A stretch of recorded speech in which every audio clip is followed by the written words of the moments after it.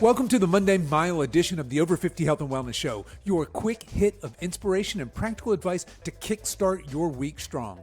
Each Monday, I'll be joined by one of our Silver Edge coaches as we tackle one specific topic you might be struggling with, whether that's nutrition, fitness, mindset, or lifestyle, and we'll break it down into clear, simple, actionable tips you can start using today. And here's the best part. You can knock out this episode on your morning walk. Just lace up those sneakers, hit the pavement, and let us coach you through the first mile of the week. Okay, let's get moving. All right, folks, welcome to another Monday Mile edition here. And today, I don't have one of my coaches with me. It's just me, but we're going to do another question and answer session. So we did one of these probably, a month or so ago.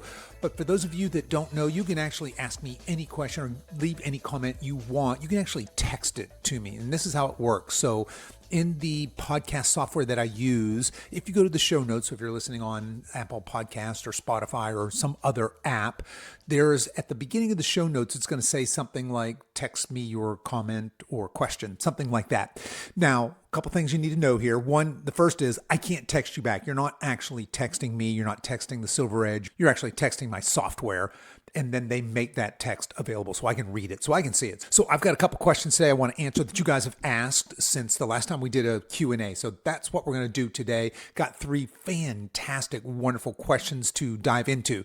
Now, before we start that, I want to pull back the curtain and share a little bit of information with you guys about this podcast. So the first is, I want to stop and ask you right now to please leave this show a review on whatever app you listen to this on, especially those of you that are listening to this podcast on Apple Podcasts. It's really simple. If you just go to the main podcast page, so the Over 50 Health and Wellness main podcast page, that will be where there's like the first 5 episodes, right? Scroll down and then you'll see there's a place to leave a review. You can just tap the 5 stars. That would be helpful, right? The more of those we get, or it would really mean a lot to me if you would actually type out just a few words, a review for this, a positive review for this show, because that does a couple things. One is it's validation for this show when I'm trying to reach out to guests. That's one of the first places they'll go is they'll look and they say, let's see how many reviews this guy has. But it also helps other people find and connect to this podcast.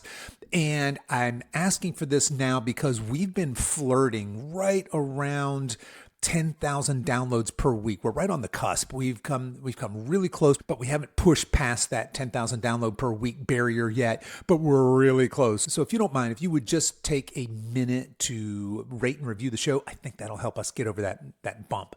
All right. The other thing I wanted to share with you guys today is kind of fun. I was looking speaking of podcast software, I was looking at my stats to see, okay, I can see most of you are listening to this on Apple Podcasts. The next most are on Spotify, and then there's some other apps, etc. And that's not really all that interesting to me. But I found this list of the top listening countries, and even more interesting, the top listening cities. So let's do the cities first, right? Because I'm just going to do the top 10 cities. And this was really surprising to me when I looked into this. I bet most of you out there can't guess what our top listener download city is. I know I certainly wouldn't have guessed this in a million years.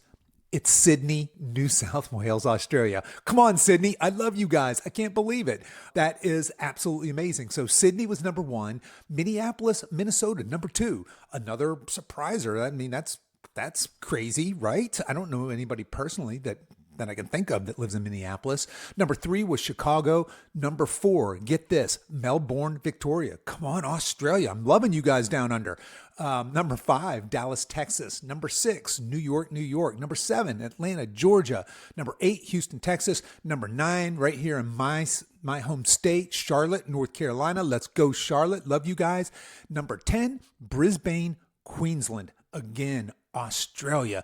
You Australians there on the East Coast, man, I am digging you guys. You are 3 of my top 10 cities. Can't believe it. So yeah, we're doing something right there in Australia. I know we have a few Australian clients, right? I've worked with, shout out to my man, Mal. He's probably listening. I think he's in the Sorry, Mal, if I get this wrong. I think you're close to Brisbane, right?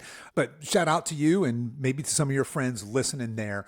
Okay, so that's our top 10 cities. Now, let me share with you our top countries. I think this is really cool. So here's a list of my top 10 countries. United States was number one far and away, even though Australia's got 3 of the top 10 cities. US, you guys are far and away the biggest consumers of this podcast. Number 2, Canada. Number 3, Australia. Come on, Australia. Number 4, the United Kingdom. Number 5, New Zealand. Let's go. Number 6, South Africa. Wouldn't have guessed that in a million years. Number 7, Ireland. Number 8, Germany. Number 9, Norway. Number 10, Japan. Absolutely love that. But here's where it gets really cool. I'm just going to quickly race through these countries. It's going to be in descending order, right? So the most listeners to the least listeners. Here we go. You ready?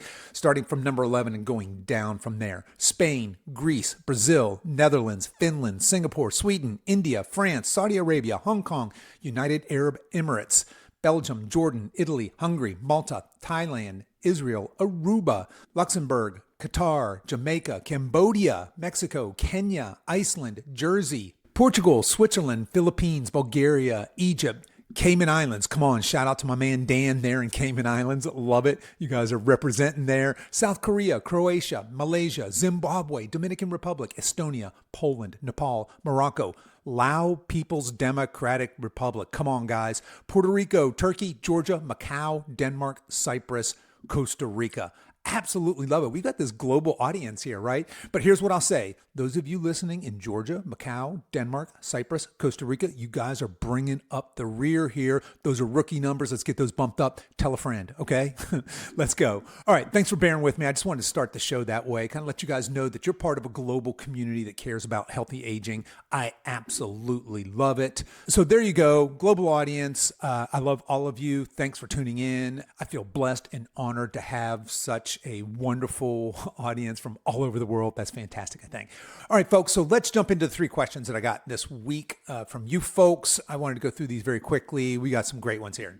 The first one is from Mike in Minnesota, Minneapolis. He says, I just turned 60 and retired, so lots of change happening, and staying motivated and consistent is a big hurdle. He's got big in all caps.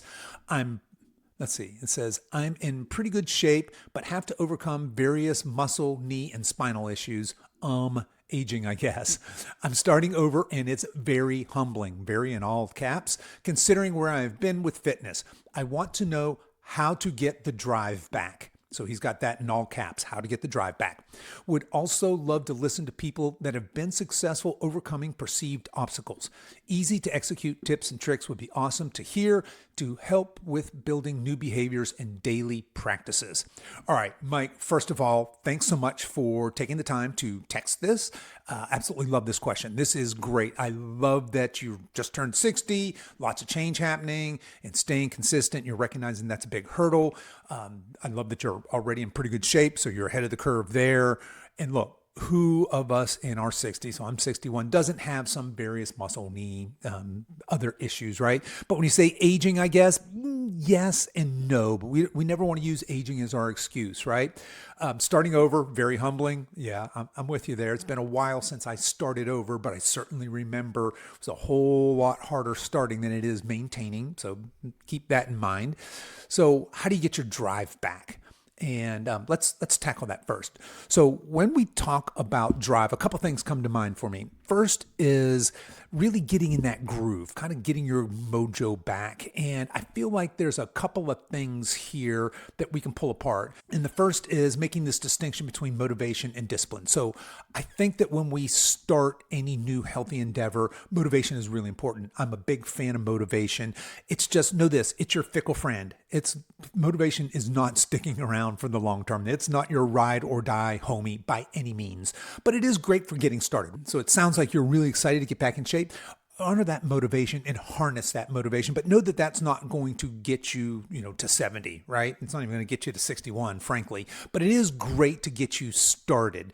And then from there, what we need to do is find ways to keep refilling that motivation well. So if you think of motivation as a well, and every time you wind that bucket down into the well and you wind it back up with some motivation, you've taken a little bit of motivation out of that well, so there's a little less left in there. And if we constantly go to that well for motivation, pretty soon we're going to find it's run dry. We've got to find ways to refill that. And oddly enough, I think one of the best ways to refill that motivation well is by dipping into your discipline well. And just like motivation, that's a limited resource, but just having that grit, that determination, that discipline to say, okay, I've got a roadmap. This is my plan. I'm going to stick to it. Because what very often happens is, and a lot of people miss this. Let's say I do everything right today from a health, nutrition, exercise. I go to the gym, I get my strength training in, I get my steps in, I eat healthy, and then I step on the scale and I look at myself in the mirror tomorrow. I don't look any different. I probably don't feel any different. Maybe I've got a little dopamine high because I'm motivated and I did what I said I was going to do. Okay, day 2 comes along and I do the same thing. I get my steps, I meditate, I get my water in, and I choose healthy foods that honor my body. I step on the scale the next day and I look in the mirror and, well, dang it, nothing's different.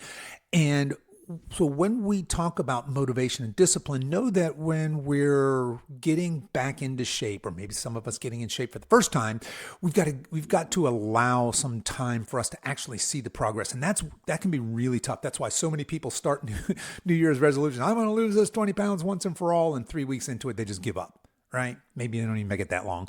So I would encourage you to be disciplined. And what that tends to do, if you're disciplined long enough, let's just say 60 days, you're going to start to see some changes. Those changes are going to be positive changes. You're going to start to feel better. You're going to start to look better. And that's what refills that motivation bucket. And then once that motivation bucket's filled up again, you can tap into that. And there's this beautiful cycle that happens between motivation and discipline. So I'll start with that. Just keep in mind, harness your motivation, but don't depend on it. And then be disciplined. And then I'll also share this with you. When it comes to lifelong behavior change, there's really 4 components that really have to be present. So behavioral psychologists have mapped this out. What do people do who are successful in long-term behavior change, any behavior change, that people who are not successful don't do? And really come up with these 4 steps, right? Number 1 is you got to know your why. Why is this important for you to get back in shape? Why is it important for you to get your drive back? And I want you to be personal. I want you to be vulnerable, and I want you to be specific. So somebody might say, well, I want to lose this weight so I can fit into my, the jeans I wore 5 years ago. Okay. Well, why is that important? Well, because, and then let's start peeling back that onion, right? We're probably going to get somewhere vulnerable. Well, I'm insecure when I get undressed in front of my spouse, something like that. That's the kind of vulnerability I'm looking for. You got to know your why. Why is this important to you? You also have to have a roadmap or a plan. So you have to have a roadmap or a plan. You have to know exactly where you are today, where you're going tomorrow, where you're going the next day. So that's a very important part of lifelong behavior change. Number 3, you have to execute your plan. So I think that goes without saying. If you don't do the work, nothing's going to change. And then the last step is you have to evaluate your progress. You have to have a way of measuring. And here's how I like to say that. You got to be able to celebrate your wins. So let's just say for you, in your case, I want to get my drive back. Well, what would that look like? And how would I celebrate those small wins along the way? Maybe I'm waking up a little bit earlier and I have more energy. Maybe I'm sleeping better. Maybe I don't have that 2 o'clock, 3 o'clock. I don't need that caffeine boost to get through the day. But celebrate those wins and evaluate and mark off, okay, I am actually progressing. So that's number 1. Right? When somebody says, hey, how do I get my drive back? Number 2 is, look, you're obviously, Mike, you're a dude. Get a full blood hormone workup. Do it now. If you haven't done it in the last, say, 12 months, do that 100%. Now, ladies listening, you do the exact same thing. I would encourage you, don't go to your regular doctor who you go to for your annual checkups. That guy or gal is probably not going to help you optimize your hormones or understand the complexity of your hormonal balance right now. I would recommend doing some research, finding a good functional medical practitioner who specializes in men's hormonal optimization, not just hormone health, but hormone optimization. Get that worked up, get a consultation so you understand, so that you have somebody to help you interpret what those are. But when I hear a guy, or even a lady for that matter, say, how do I get my mojo back? How do I get my drive back? My mind goes immediately to hormones. Nothing will kill your drive faster than low testosterone or sub-optimized hormonal levels. And in fact, the number one symptom of low testosterone in men is low drive. So when you say how to get my drive back, I would 100% check that out. Make sure that you're not just within the reference range, but that you're optimized, which is again why I would recommend you go to a functional medical health practitioner that specializes specifically in men's hormonal health. Ladies, same thing for you. Don't go to your OBGYN or your regular physical doctor. Go to a functional medical practitioner who specializes in ladies' hormones, especially that specializes in perimenopause, menopause, and postmenopause for you ladies, to get a benchmark for where you are now, and then a consultation to see if there's any calibration that needs to happen from there. All right, Mike, I hope that helps. Good luck on your journey. Let us know how it's going, and thanks so much for your question. All right, question number 2. This one's from Pottstown, Pennsylvania. This is Alice. Alice says, I found your podcast about 6 months ago and have joined a local gym.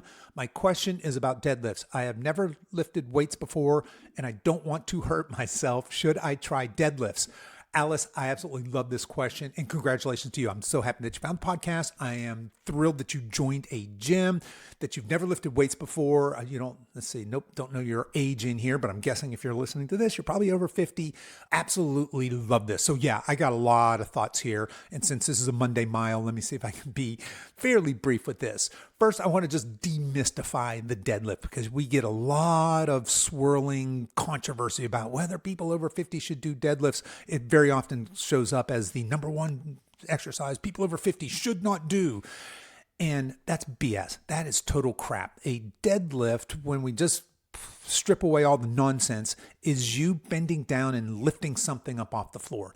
I would humbly submit that you do not want to lightly surrender the ability to pick something up off the ground, whether it's a grandkid, a bag of mulch, a bag of dog food, your suitcase, but you should be able to deadlift. Now, where deadlifts get a bad rap and old people getting hurt doing deadlifts, which is absolutely ridiculous, that's typically somebody who is doing too much load and has crappy form. That's almost exclusively what that is. You should not do that. You should not have crappy form and you should not try and lift too much. So slow and steady wins the race here. Now, the number one way to become proficient at deadlifts as a beginner is to find a qualified coach. And I can't express how important a qualified coach is. Look, I go to a beautiful, big, fancy, what I'll call a Globo gym, right? So a Globo gym, if you don't know, that's a reference from the movie Dodgeball. If you haven't seen that movie, I don't know what I can't help you, right? Come on, what are you even doing? Great movie, but they make fun of the big Globo gyms, that gym culture, which fair enough. I mean, it deserves it. But I will tell you this, those kids, the coaches in there, I can tell you without reservation, not one of them is qualified to teach anybody how to do a proper deadlift. And that's unfortunate, right? So do your research. If there is an actual coach in your gym who is qualified to teach a deadlift, that's without a doubt, that's your best way. Number 2 tip I have for you, I did a video, 4 or 5 years ago probably now, and it's something like the over 50 guide to proper deadlifts or something like that. I'll throw a link to that in the show notes. You can find that in whatever app you're listening to this on, or you can go to our website, of course, and look at the show notes there. But I'll put a link to that YouTube video up there. Take a look there because it's got just the basics, just enough to get you started. And again, when we say deadlift, doesn't have to be, I don't want you to start with heavy barbell deadlifts. You could be deadlifting light dumbbells to start with. You could just be doing only the barbell and no weights on it, but you want to progress very slowly and very carefully there. And then I've got one more resource for you. If you really want to get into deadlifting, you want to become proficient at deadlifting, but you don't really have a coach. Maybe you've watched my YouTube video and you've got the mechanics kind of sorted down, but you're ready to progress. There is a book called Starting Strength by a guy named Mark Ripito. And again, I'll throw a link to the Amazon link that you can find that, but just go to Amazon and type in Starting Strength book and it'll come up. But that will get you your master's degree in deadlifting. Like seriously, short of having a highly qualified coach right there with you, watching you, this is the very next best thing. Mark Ripito dedicates, there's probably 50 pages of dense text dedicated to the mechanics of doing a proper deadlift. So strongly, strongly recommend that. So Alice, thank you so much for your question. I hope that helps. And just like I told Mike, hey, I'd love for you to check back in with us. Let us know how you're progressing, how you're doing there. All right. Question number 3. This one comes from Cincinnati, Ohio. So this is from Bob. Bob says, I just listened to one of your podcasts where you mentioned you just started Jiu-Jitsu. I'm 55 years old and have been thinking about starting. Any advice? I think he means any advice or tips for any advice? Yeah. Any advice or tips for me? I think that's what he means. Thanks in advance. And I love your podcast. Well, heck, Bob. Thank you so much. I'm glad you're listening to the podcast. And look, I love this question on a number of different levels. So yes, I have just started Jiu-Jitsu. Now, if you listen to one of my recent Monday Mile podcasts, you might have heard me tell Coach Jess I just started Jiu-Jitsu a couple weeks ago. We recorded that episode like 3 months ago. So I've actually been doing Jiu-Jitsu for about 5 months now. I can tell you, I'm surprised. I went for a week long. They gave me a free 1 week. Come in, check it out. I was very apprehensive, nervous. I'm far and away the oldest dude in my gym, but I'm in love. I go 3 days a week. I go hard. I absolutely love it. And yeah, I'm actually looking at competitions now. They have a 61 and older category. That makes me the young dude in that category. So I'm all in. So I think you can see what my advice is going to be here. My advice is go for it. Without knowing anything else about you, I think that if you can approach this as you're not your 21-year-old self, you're what did you tell me? You're a 55-year-old guy. You've got to approach it from that sense. Now, that being said, I'm saying go for it. But here's what I'll tell you. You should be in at least decent shape. I'm guessing you probably are if you're thinking about doing jiu-jitsu, which for those of you who don't know, it's a martial art. You're basically wrestling or grappling with another man, or women do this as well. And you're trying to tap each other out. So you're trying to submit each other with arm bars, leg bars, choke holds, all this fun stuff, right? You should be in decent shape. So you should be strong. You should be mobile. And here's what surprised me. You're going to need to have some conditioning. So I have decent, okay conditioning, meaning I do some short hit workouts intermittently once in a while. Now, once upon a time when I was a CrossFit coach and quasi-serious CrossFit athlete, my engine, I could rev, baby. My conditioning was a 10, right? I wasn't as strong, but my conditioning was full on. Not so much now, and I found that out immediately, like my first day in jiu-jitsu.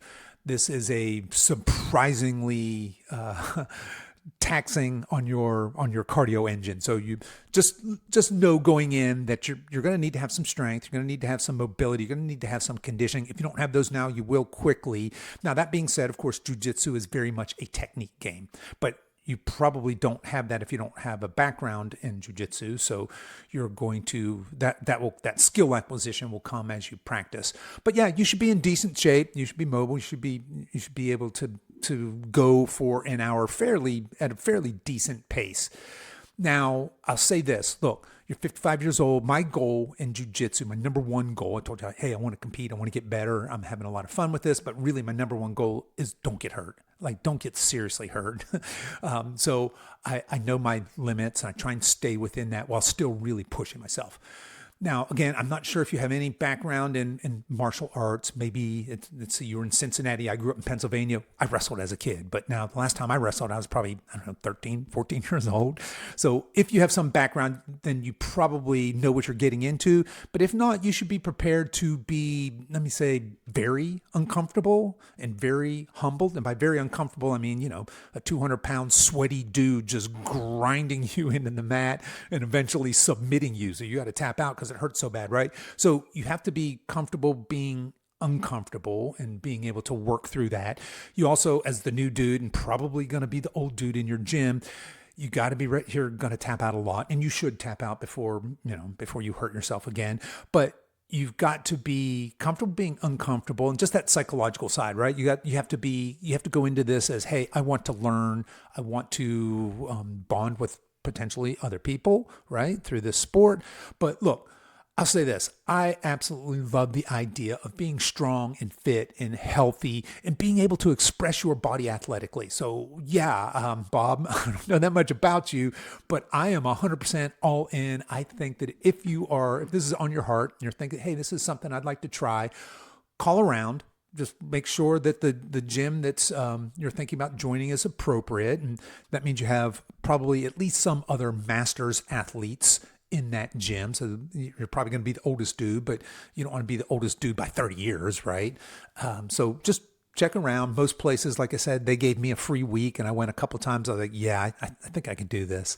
So have fun with it, man. And so just like I was telling Mike who was our deadlifter, Alice, I'd love to hear from you. If you end up trying jiu-jitsu, whether you hate it or love it, love to hear back from you.